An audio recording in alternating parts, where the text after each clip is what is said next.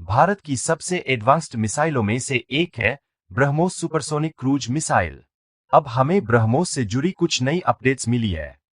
DRDO ने ब्रह्मोस का नया वेरिएंट विकसित किया है, एक्सटेंडेड रेंज ब्रह्मोस, जिसकी रेंज 800 किलोमीटर है। ब्रह्मोस का बेस वेरिएंट 290 किलोमीटर रेंज वाला था, जिसे बाद में 450 किलोमीटर तक बढ़ाया गया। अब इसे और अपग्रेड करके 800 किलोमीटर की रेंज तक पहुंचा दिया गया है। ब्रह्मोस के रैमजेट इंजन में किए गए मॉडिफिकेशन इस बढ़ी हुई रेंज के पीछे की सबसे बड़ी वजह है। 800 किलोमीटर रेंज वाला ब्रह्मोस पहले ही टेस्ट किया जा चुका है और आने वाले कुछ महीनों में और परीक्षण किए जाएंगे। साल 2027 तक यह पूरी तरह तैयार हो जाएगा। इस दौरान inertial navigation system, satellite guidance system और इलेक्ट्रॉनिक जैमिंग प्रोटेक्शन सिस्टम की टेस्टिंग भी की जाएगी। रैमजेट इंजन में किए गए बदलाव से ब्रह्मोस की गति में कोई बड़ा परिवर्तन होगा या नहीं, यह अभी स्पष्ट नहीं है। भारतीय नौसेना के पास फिलहाल 450 किलोमीटर रेंज वाले ब्रह्मोस है, जिन्हें अब 800 किलोमीटर वेरिएंट में अपग्रेड किया जाएगा। इसके लिए नौसेना के जहाजों में किसी बड़े बदलाव की जरूरत नहीं होगी, केवल कुछ सॉफ्टवेयर अपडेट्स और ग्राफिकल इंटरफेस मॉडिफिकेशन किए जाएंगे। मिसाइल और लॉन्चर पहले जैसे ही रहेंगे। भारतीय नेवी और आर्मी सबसे पहले 800 किलोमीटर वेरिएंट को अपनाएंगे। जब ब्रह्मोस को बनाया गया था, तब से ही इसकी रेंज बढ़ाने की योजना थी, लेकिन उस समय Bharat missile technology control regime (MTCR) का सदस्य नहीं था।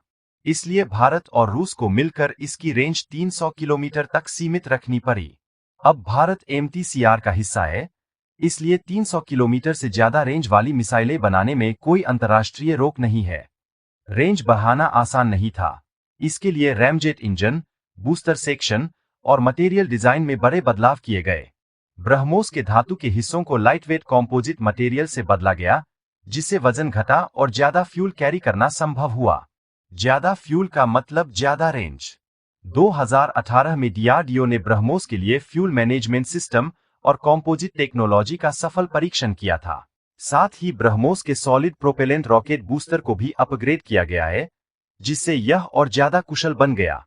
अब ब्रह्मोस का फ्यूल भी भारत में ही निर्मित हो रहा है। इन सभी अपग्रेड्स की वजह से ब्रह्मोस की शक्ति और रेंज दोनों बढ़ी है। रेंज बढ़ने से अब भारत के पास यह क्षमता है कि वह दुश्मन के बहुत अंदर तक जाकर सटीक हमले कर सके। ऑपरेशन सिंदूर में ब्रह्मोस की क्षमता पहले ही साबित हो चुकी है। पाकिस्तान एक भी ब्रह्मोस को इंटरसेप्ट नहीं कर पाया था।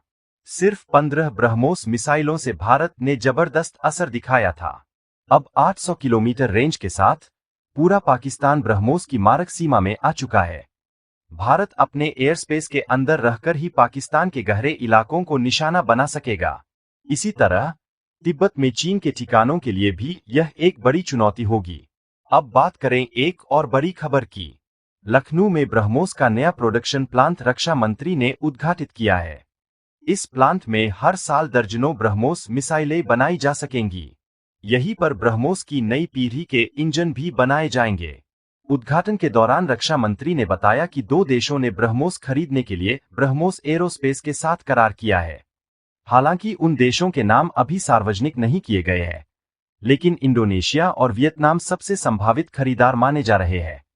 इन दोनों देशों से लगभग 4000 करोड़ रुपए के करार हुए हैं। यह भारत के डिफेंस एक्सपोर्ट सेक्टर के लिए एक बड़ी उपलब्धि है। खबरों के मुताबिक इंडोनेशिया अपने मिसाइल अम्ब्रेला प्रोजेक्ट के तहत ब्रह्मोस खरीद सकता है। दिलचस्प बात यह है कि इसी प्रोजेक्ट में चीन की CM-302 एंटीशिप मिसाइल भी शामिल है, जिसकी रेंज 290 किलोमीटर है। पाकिस्तान भी यही मिसाइल इस्तेमाल करता है। हालांकि CM-302 की तकनीक ब्रह्मोस जितनी एडवांस नहीं है, लेकिन क्षमताओं में यह काफी हद तक समान है। आने वाले दिनों में यह साफ हो जाएगा कि इंडोनेशिया ने ब्रह्मोस के लिए आधिकारिक तौर पर करार किया है या नहीं। प्रिय साथियों, इतने सारे अपडेट्स के साथ हम आज का यह वीडियो यही समाप्त करते हैं। आशा है कि सारी जानकारी आपको स्पष्ट और उपयोगी लगी होगी। अगर पसंद आया हो तो लाइक, शेयर और सब्सक्राइब जरूर करें।